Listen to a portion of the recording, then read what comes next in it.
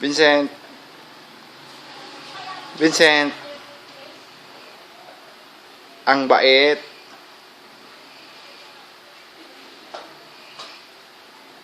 Yan ang baby.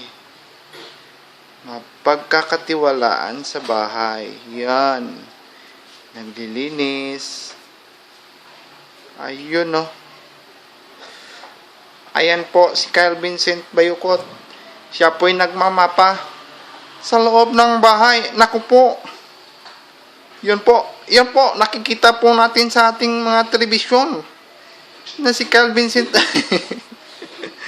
nagmamapa at ang bait-bait ng batang to. Habang siya'y nag-aaral, kapag walang pasok ay siya'y tumutulong sa kanyang mga magulang. Yan po sana sundin ng mga ibang bata na naglalakwat sa lang pagbakasyon. Naku po. Yan po, si Kyle Vincent, yan po. Nagmamapa po siya. Ayan po, ang bait-bait talaga ng batang ito.